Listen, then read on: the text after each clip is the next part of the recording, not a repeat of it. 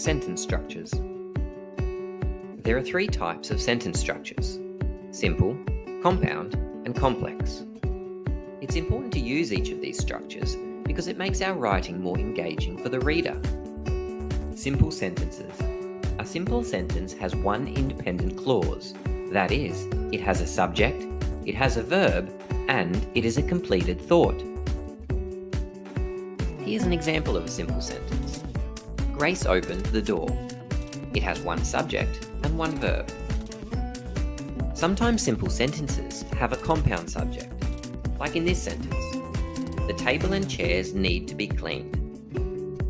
Simple sentences can also have a compound verb. For example, the boy smiled and nodded. Here is another simple sentence. Even though it's longer, we know it's still a simple sentence because it has one subject and one verb. Compound sentences. Compound sentences are a combination of two or more independent clauses joined together by a coordinating conjunction. Remembering the acronym FANBOYS is an easy way to remember the coordinating conjunctions that we can use to join independent clauses. Here are two simple sentences. Grace opened the door. She looked outside. Let's join them using the coordinating conjunction and. We have created a compound sentence. Grace opened the door and she looked outside. The sentence has two independent clauses. That is, both clauses are a completed thought with a subject and a verb. Here are some other compound sentences. They each have more than one independent clause and are joined by a coordinating conjunction. Complex sentences. Complex sentences are composed of an independent clause and a dependent clause. Dependent clauses are not completed thoughts. Here is a complex sentence. When he won the award, everyone cheered. This is the independent clause because it has one subject and one verb, and it's a completed thought. This clause is a dependent clause because even though it has a subject and a verb, it's not a completed thought.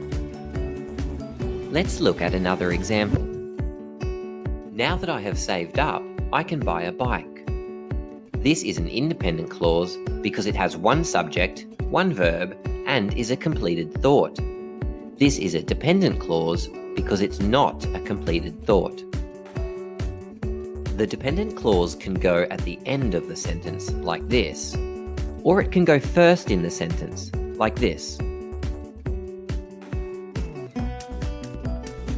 Notice that if the dependent clause begins the sentence, we use a comma to separate the clauses. See if you can work out the structure of these sentences. Carl knew lots about monkeys. That's right, it's a simple sentence. It has one subject and one verb.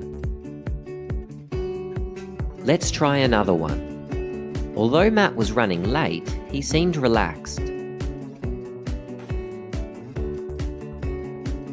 That's right, it's a complex sentence. It has an independent clause, which is a completed thought, and a dependent clause, which isn't a completed thought.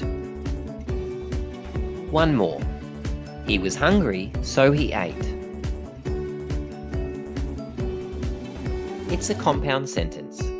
It has two independent clauses. They are both completed thoughts, joined using the coordinating conjunction so. Identifying different sentence structures is easy.